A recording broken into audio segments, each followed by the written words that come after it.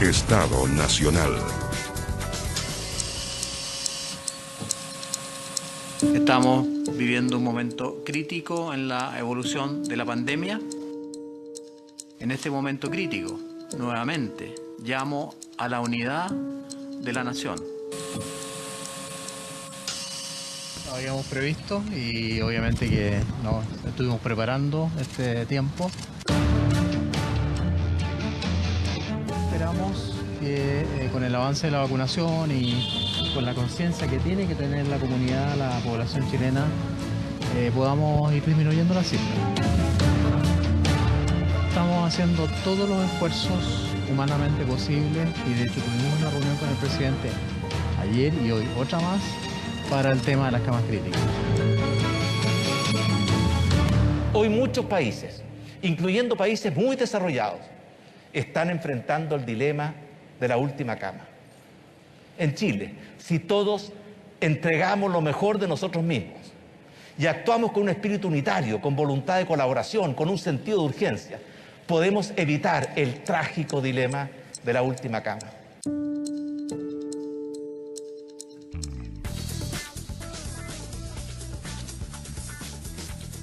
Muy buenas noches, ¿cómo están ustedes? Bienvenidos a Estado Nacional. Muy buenas noches, Matías. ¿Cómo estás, Connie? Muy buenas noches. En una semana Increíble. que la verdad es que ahí veíamos un resumen. Sin duda ha sido hasta ahora la semana más crítica de la pandemia.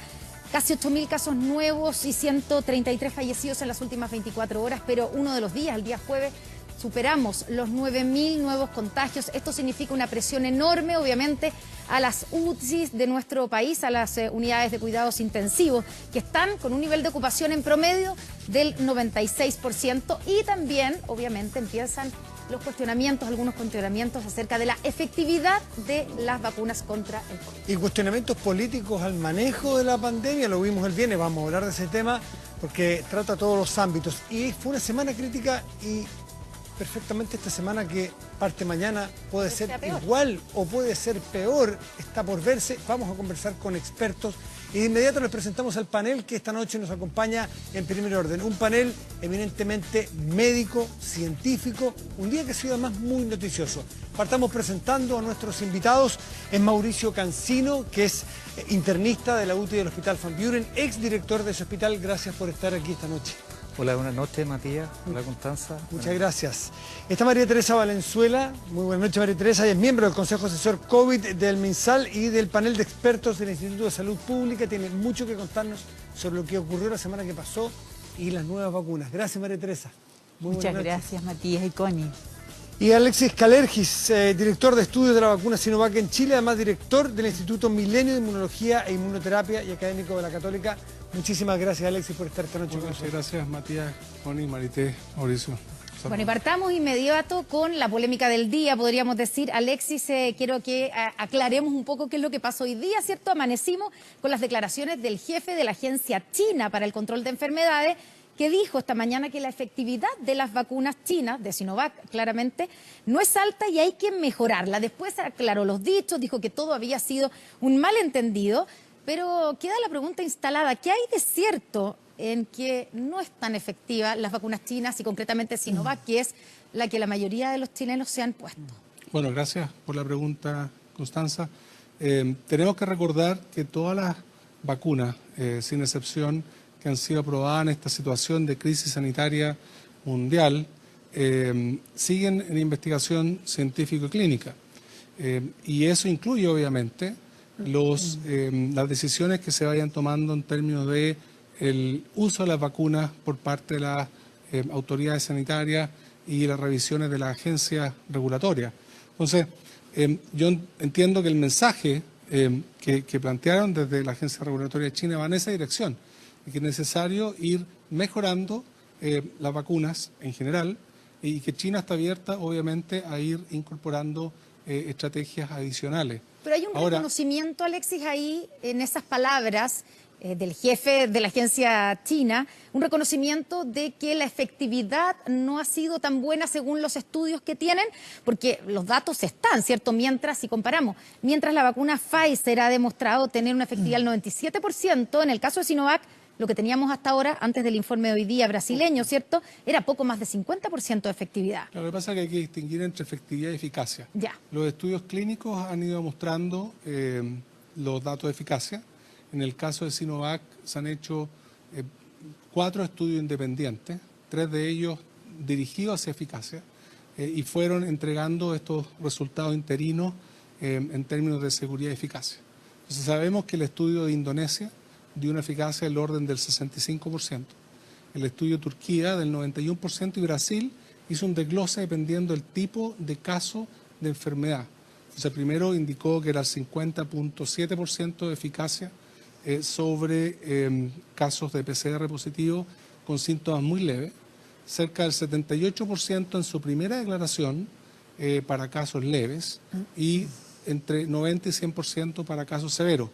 Esa información que fue comunicada en diciembre, hoy día también coincidentemente con esta situación de la agencia china, aparece la publicación como un preprint, es decir, todavía no revisada por pares, pero públicamente disponible, del estudio de eficacia en Butantan, donde básicamente son los mismos números, salvo que para los casos leves el número final fue cerca del 80%.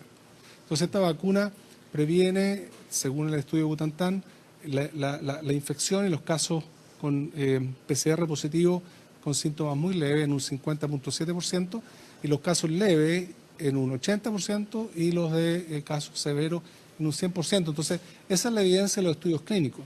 Y esa es la eficacia. Ahora, la efectividad, la verdad, no tenemos datos de efectividad. No. Tuvimos un adelanto del trabajo de la Universidad de Chile, Espacio Público, que interesantemente mostraron que analizando datos públicos se hablaba de un 54-55% de efectividad, pero vamos a tener antecedentes, esperamos prontamente, porque el Ministerio de Salud comprometió esta semana a informar respecto de los avances de los estudios de efectividad en hospitalizados. Chile, pero teniendo en cuenta que llevamos 2 meses y un poco más de una campaña de vacunación. Normalmente los efectos de las vacunas requieren tiempo. Cada persona requiere cerca de 6 a 8 semanas para desarrollar inmunidad. Entonces imagínense, el fenómeno poblacional requiere tiempo. María Teresa, usted como miembro ahí como experta del Instituto de Salud Pública, le ha tocado evaluar las vacunas a las cuales se ha pedido autorización. Pasó naturalmente Sinovac por allí, por ese filtro. ¿Les preocupa la información que viene desde China hoy día? ¿Qué le puede transmitir usted a las personas que nos ven o que tienen la inoculación o que la esperan para mañana o que están esperanzados en esta vacuna que mayoritariamente, como decía la Connie, está puesta en los chilenos?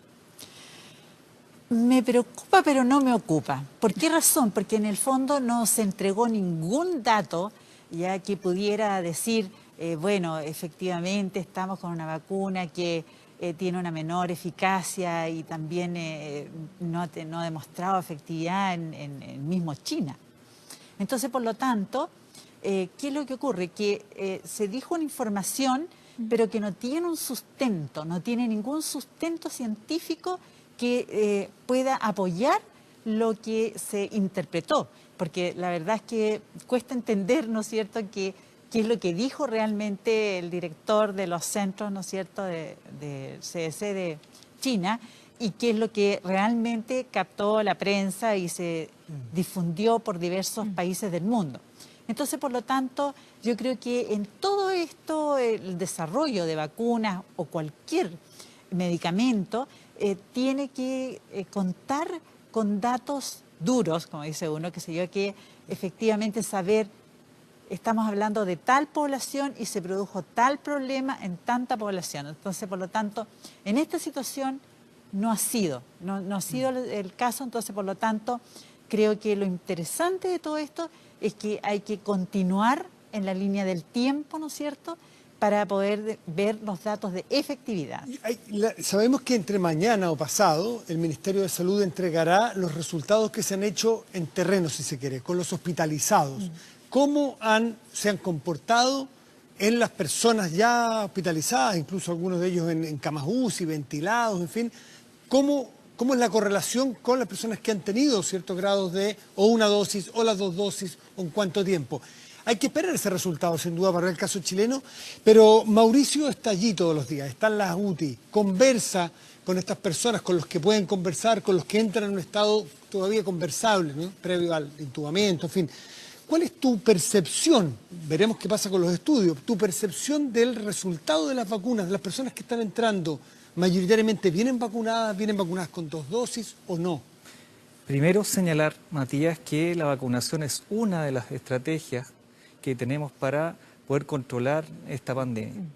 Tenemos otras estrategias que son tan importantes como ella, como es el testeo, la trazabilidad, el aislamiento y la prevención que se hace prehospitalaria. Por la pregunta que me realizas, claramente es lo que hemos visto en hospitales, que efectivamente los adultos mayores ya no están llegando en la cantidad que llegaban en la primera ola. Y sí estamos viendo ahora grupos etarios más jóvenes, que son aquellos que no se vacunaron o aquellos que esperan mucho antes de consultar.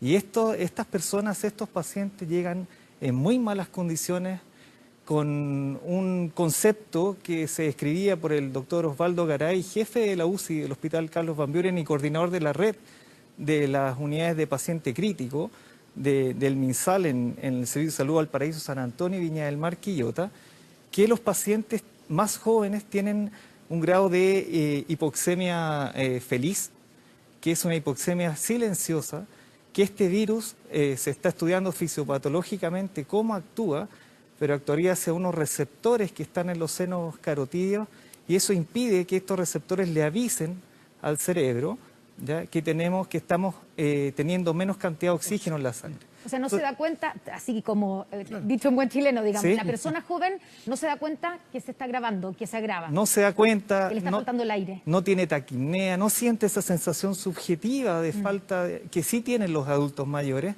y se quedan en su casa esperando, haciendo cosas, hasta que algún familiar le dice, oye, tienes un ruido raro, estás respirando distinto, algo te cuesta, y cuando llegan al hospital ya están con esa neumonía avanzada, esa neumonía tan complicada que hace que lleguen a la unidad de emergencia, sean intubados y pasen directamente a la unidad de cuidado intensivo. Doctor, pero para terminar con el punto de las vacunas, ¿ha tenido algún paciente usted que haya estado vacunado con 1 dosis o incluso con 2 dosis y que haya llegado hasta la UCI del Van Buren?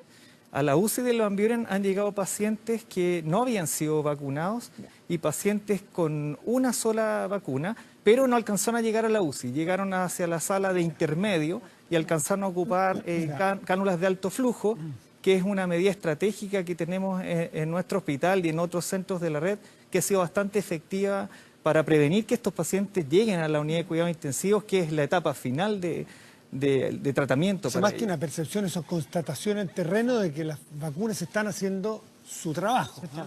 Es eso. Disminuir la gravedad del problema. Claro, no evitar el contagio, que eso es lo que tal vez en algún minuto, se confundió, ¿cierto? Y yo quería preguntarle sobre eso.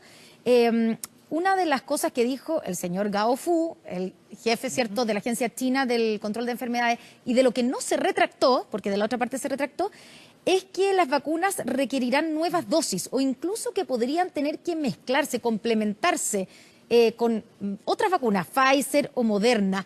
La pregunta es, ¿nos vamos a tener que poner una tercera dosis o tal vez vamos a tener que empezar a mezclar con otro tipo de vacunas? María Teresa. En estos momentos, no, la verdad es que lo interesante de todo esto es que estamos en el camino de conocer la efectividad de la vacuna y por lo tanto creo que es prematuro, digamos, a decir que se va a necesitar un refuerzo. Sin embargo, obviamente que como todo lo que ha ocurrido con esta pandemia en un terreno absolutamente desconocido, la mente tiene que estar abierta y obviamente sobre todo de quienes están tomando las decisiones en beneficio de nuestra población en un momento determinado, si es necesario colocar el refuerzo. Alexis, ¿tú lo descartas? ¿El que nos tengamos que poner una tercera dosis de Sinovac, por ejemplo? Pongámoslo en el contexto de lo que está pasando. Se habla poco de esto, pero en China, según datos que uno encuentra públicamente, se han vacunado con vacunas chinas cerca de 170 millones de personas. Eso estamos hablando que serían, ¿cuánto? 8 o 9 veces la población total de Chile. Entonces han ocupado mucho las vacunas en China comparado con lo que estamos haciendo nosotros.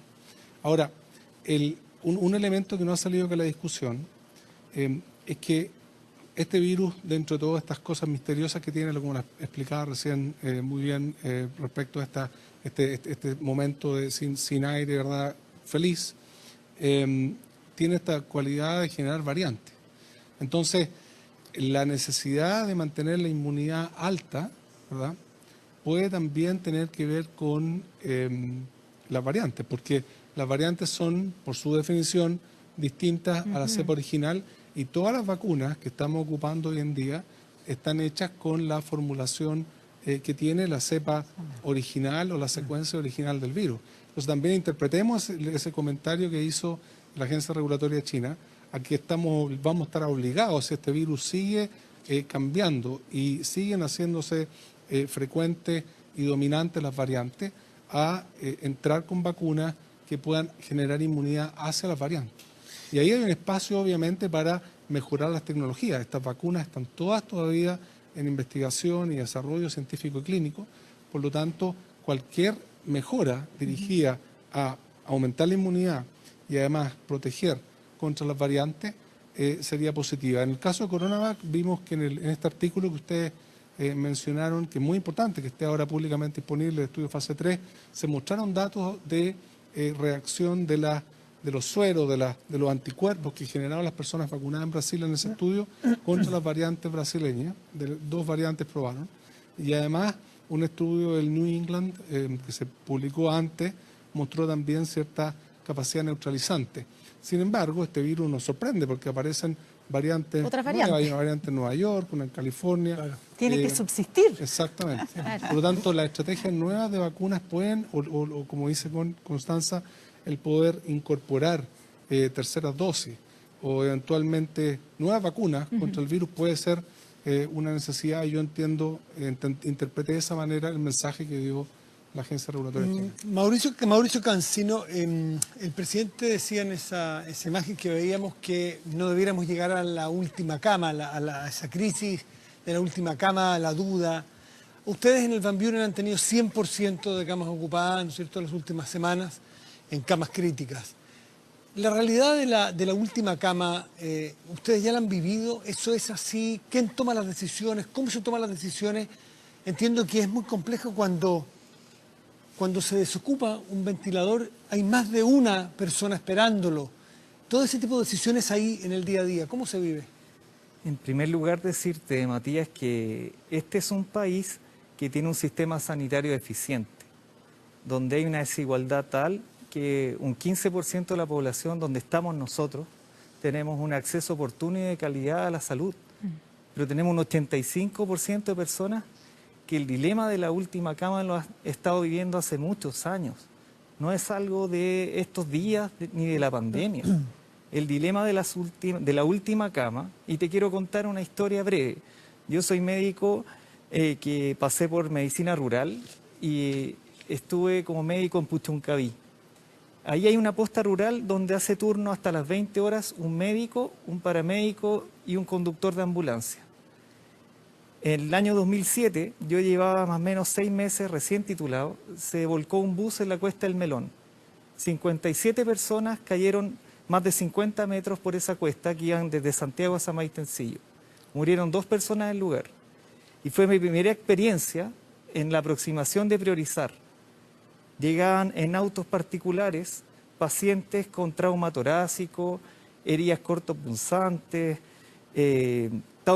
trauma encefálico, y por lo tanto lo que te quiero decir es que el tema de la última cama es un concepto inherente a la profesión médica. No es novedad para un intensivista. No es novedad ni para un intensivista ni para ninguno de los médicos. Nosotros con escasos recursos siempre hemos estado priorizando, siempre tenemos que priorizar. Claro, pero en una pandemia como la que estamos viviendo, donde el nivel de ocupación, como sabemos, en el caso de ustedes, ha sido hace 5 días 100%. Eso significa que no tienen ni una cama libre. No sé si usted, doctor, tiene la cifra de hoy día, por ejemplo. ¿Hay alguna cama libre? El Hospital Van Buren tiene 5 semanas con una ocupación del 100%. Sí. Pero te quiero decir que el Hospital Van Buren atiende a 2.500.000 personas por la macrozona neuroquirúrgica. Y tan solo contaba, previo a la pandemia, con 14 camas UCI. ¿Sabes lo que significa eso? Claro. Significa que siempre hemos tenido un 100% de ocupación. para nosotros no es un concepto nuevo. Atender en la unidad de emergencia, intubar al paciente, conectarle a un ventilador y esperar un cupo dentro de la red, dentro de la región. No es algo nuevo, es algo que siempre estamos viviendo. ¿Cómo se decide, Mauricio? Perdón, usted dice que no es nada nuevo, pero en esta circunstancia de pandemia, donde la población está mucho más sensible, ¿cómo se elige cómo se prioriza? ¿Cuál es el procedimiento que ustedes utilizan? Yo trabajo en la unidad de cuidados intermedios, trabajé muchos años también en la unidad de emergencia y cuando llega un paciente se le da la atención. Y esa no es mi duda, siempre se le va a dar la atención. El problema es dónde se le da la atención óptima y de mayor calidad, que es en las unidades de cuidados intensivos. Por lo tanto, a ese paciente se le da la primera atención, si es que requiere intubación se intuba, se conecta a un ventilador y se hace un llamado a los colegas, que somos nosotros en este caso que trabajamos especialistas en las unidades de paciente crítico. Nosotros hacemos la evaluación abajo y viene un momento muy complejo y un momento que también tiene ribetes también éticos, donde tenemos que entrevistar a la familia, llamar por un teléfono a que vengan los familiares que vienen con ese paciente, entrevistarlo y preguntarle a esas personas características de los pacientes. Preguntarle si tiene otras morbilidades, qué medicamentos toma, si se controlaba y empezar a hacer nosotros una reunión médica clínica en el momento para poder optar y saber quién tú le vas a dar si es que se genera ese cupo dentro del hospital y si no, subirlo a una plataforma al MinSal para buscar estas camas que están a nivel nacional. ¿Y cuál es ese criterio, doctor, ahí? Porque usted dice, claro, lo difícil de enfrentar a las familias, preguntarle los datos del paciente, pero ¿bajo qué criterio se decide este paciente va a ser el que lo vamos a subir a la UTI, por ejemplo? Son varios criterios. Y el otro vamos a dejarlo aquí mientras tanto. Son varios criterios, pero siempre hay que considerar a quien tú le vas a dar una atención, que sí le va a dar un porcentaje, ¿cierto?, de sobrevida que sea mejor y que le deje un bienestar a ese paciente. Si es más joven, por ejemplo. Una de las características, que no tenga otras comorbilidades y que tú sabes que esa terapia que vas a emplear en cuidados intensivos, ese paciente sí tiene posibilidades de ser, después de salir y salir de buena forma. Doctor, el fin de semana pasado, fue cierto, hace una semana más o menos, vimos y se viralizó una fotografía bastante terrible, ¿cierto?, de un pasillo del Hospital Van Buren donde básicamente había un colapso, ¿cierto?, de la cantidad de personas que habían muerto por COVID y se estaban poniendo los cuerpos en un pasillo. Y yo entiendo que usted estaba ahí, ¿cierto? Le tocó ver eso. ¿Es real? ¿Cuán real es? Y explíquenos qué pasó. Creo que es la situación más compleja que hemos vivido como hospital. Fue la noche del sábado anterior en que, mira, la morgue del hospital, el Hospital Van Buren es un hospital que tiene más de 80 años, que está en una superficie de 40.000 metros cuadrados, cuando por la cantidad de camas, pacientes, funcionarios, debiera estar en 80.000 metros cuadrados. O sea, tenemos dos hospitales en uno. La morgue es pequeñita y tiene de cupos para albergar 8 a 12 pacientes. Ese día, por las medidas de cuarentena, lo que se hizo fue restringir el funcionamiento de los cementerios. Por lo tanto, los familiares no pudieron retirar los cuerpos y se empezaron a acumular dentro de la morgue del hospital, que es una sala muy pequeña. ¿Qué pasó? Había que buscar una forma de darle dignidad y respeto tanto al paciente como a las familias. El subdirector médico, Rodrigo Riveros, yo creo que en un acto de un compromiso extraordinario, acudió al hospital en la madrugada, fue a buscar al auxiliar de la morgue a su casa, lo llevó al hospital y habilitó un pasillo del hospital para estacionar en camillas a los cuerpos de estos pacientes que habían fallecido para poder esperar que llegara un contenedor al día siguiente y pudiéramos esperar tranquilamente hasta el día lunes. Esa fue la situación que lamentablemente un funcionario con una mala intención hizo una fotografía que se sacó a los medios. Sin embargo, esto habla del gran compromiso que tuvo el directivo de acudir al hospital y preocuparse porque estaba muy angustiado también, hay que decirlo, porque para nosotros como hospital, cuando un paciente fallece, representa la derrota de lo que nosotros hacemos. Ellos son nuestra razón del quehacer médico y clínico diario. Escuchando lo que cuenta Mauricio del día a día, ustedes, la realidad de ustedes es distinta, más en laboratorio. tiene un vínculo estos dos escenarios, sin lugar a duda. Me gustaría saber de parte de ustedes dos, María Teresa y Alexis, ¿qué le dicen o qué piensan ustedes cuando escuchan a personas que se niegan a vacunarse? Porque hemos visto que hay un rezago de vacunación. O se niegan porque no le tienen fe, o porque creen que todo esto es un montaje, o porque lo que fuere. Teniendo a la mano salvarse de una situación que Mauricio nos da el testimonio. ¿Qué es lo que piensan ustedes, María Teresa? Bueno, fundamentalmente cuando las personas realmente no aprovechan este gran beneficio, digamos, que es recibir la vacuna, generalmente pasa por falta de información. Es la causa más importante, les falta información. Entonces, por lo tanto, aquí hay una labor muy relevante de todos los equipos de salud de educar permanentemente los beneficios que otorga la vacuna. En el fondo ya hoy, por ejemplo, disponer de esta vacuna acá en Chile, que ya sabemos que han ingresado prácticamente casi 15 millones de dosis, la verdad es que es un beneficio muy grande para Chile y por lo tanto disponibilizar de ella y poderla aprovechar al máximo es esencial. Entonces, por lo tanto, la educación, fundamental. El difundir los conocimientos, fundamental. El que en realidad la población conozca lo que está contando el doctor acá, es muy bueno, porque hay que sensibilizar a la población. Hemos visto, digamos, todas estas fiestas clandestinas, la gente joven que no quiere realmente cumplir con las normas sanitarias, que se niega. Obviamente aquí hay que comprender por qué realmente no quiere cumplir, y es lo mismo que va a pasar con la vacuna, ¿no es cierto? Pero lo importante es que sientan el dolor, que logren ver ese rostro del dolor, porque lo que pasa es que cuando se ve esto transformado en números, se transforma en una cosa muy fría, muy fría. Entonces, por lo tanto, aquí justo con las vacunas también hay que entregar información desde los colegios. Yo creo que este tema de las vacunas... Y desde la autoridad hay que hacer algo mejor, porque han habido críticas también, María Teresa, a cómo ha sido el manejo de la comunicación de riesgo, por ejemplo, por parte del gobierno. ¿Qué es lo que falta cuando estamos en una semana en que esto, como decía Matías al principio, puede empeorarse? Bueno, la verdad es que todo se puede hacer mejor.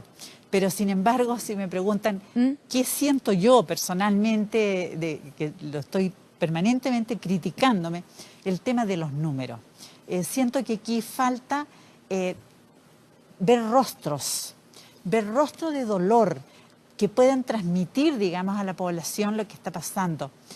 No puede ser números que tienden a generar temas anónimos, sin alguien detrás, sin una familia que está teniendo el dolor.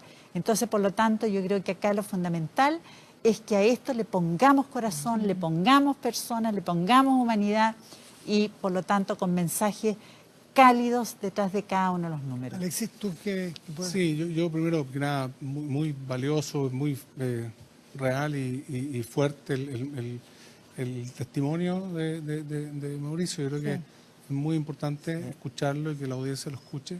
Y por otra parte también es absolutamente entendible que los ciudadanas tengamos preocupación, duda respecto a cualquier nuevo medicamento, cualquier nueva vacuna. Pero desde la mirada de la ciencia, el esfuerzo que se ha hecho a nivel internacional, tanto desde la ciencia, la academia, la industria, los gobiernos, la agencia regulatoria, en una situación en la cual la atención de la opinión pública está tan enfocada a lo que estamos haciendo, que nadie quiere cometer errores. Así que el nivel de rigurosidad, de preocupación, de dedicación, de horas de trabajo, dedicación, de esfuerzos, financiamiento que ha ocurrido a nivel mundial, yo creo que da una señal en base a las lecturas que han hecho varias agencias regulatorias en diferentes países, ¿verdad?, para poder, en base a 4 parámetros centrales, aprobar este uso de emergencia de las vacunas, que es calidad, seguridad, inmunogenicidad y eficacia. Ya, pero en el caso, Alexis, ya que tú hablas de las agencias, en el caso de Sinovac, la Unión Europea no la incluyó en su pasaporte sanitario, no tiene la aprobación ni de la FDA ni de la EMA. Entonces uno se pregunta, y voy a hacer la pregunta incómoda, ¿Son las vacunas europeas mejores que las chinas? En primer lugar, solamente se hacen las aprobaciones en los países que la vacuna se va a utilizar. Yo dudo que una vacuna china se ocupe en Estados Unidos, dudo que una vacuna americana de Estados Unidos se ocupe en China. Un tema ahí político-comercial. Así que eso aclararlo. No es cierto que las vacunas chinas no se estén ocupando en Europa. Hungría está ocupando vacunas chinas, en particular la de Sinopharm. Están evaluando la de Sinovac. También Serbia está ocupando vacunas chinas. Así que ya dada la situación de carencia de vacunas que han tenido Europa, que es bastante grave, están empezando la agencia europea a aprobar el uso de vacunas chinas. Entonces ahí les di unos ejemplos concretos. Ahora, Sinovac y Sinopharm, que son las dos grandes empresas de vacunas en China, ya tuvieron una evaluación de la OMS muy favorable. Entonces, yo creo que vamos bien encaminados en el sentido de que en Chile pensemos la situación en Chile, tenemos disponibilidad de una vacuna que ha llegado muy poco al resto de la región. Pensemos que en Brasil, por ejemplo, han tenido muchas dificultades para avanzar con la campaña de vacunación. Pensemos en países como Paraguay, Uruguay, Colombia, México, todos países que están ocupando también la vacuna Sinovac, pero están recibiendo muy pocas dosis, así como nosotros hemos recibido en general pocas dosis de Pfizer. Para los otros países de la región se ha dado una situación en la cual han recibido muy pocas dosis de Sinovac. Nosotros tuvimos esta oportunidad, como decía María Teresa, de haber logrado mediante una colaboración científica y académica un acceso bastante numeroso de vacunas que nos da la oportunidad, una opción de partir una campaña de vacunación sólida. Puede que más adelante podamos incorporar nuevas vacunas y no sabemos también, hemos visto otras vacunas en otros países que han tenido tropiezo en el área de la seguridad, que Sinovac por el contrario ha mostrado ser de una muy alta seguridad. Dado lo que está sucediendo, probablemente no es el momento en buen chileno de regodearse. Son aprobadas por el Instituto de Salud Pública, que tiene un altísimo estándar de calidad y hay que utilizarlas todas y no desperdiciarlo. Alexis Calergis, María Teresa Valenzuela, Mauricio Cancino, por sus testimonios, por sus conocimientos, le agradecemos mucho haber estado esta noche con nosotros. Muchas gracias. Muchas gracias. Buenas noches. Gracias, Mauricio. Nosotros nos vamos a nuestro otro sector. Exactamente, ahí nos espera la alcaldesa de Providencia y precandidata presidencial, Aspirante a la moneda. Evelyn Matei. Esperen, vamos, acompáñenos.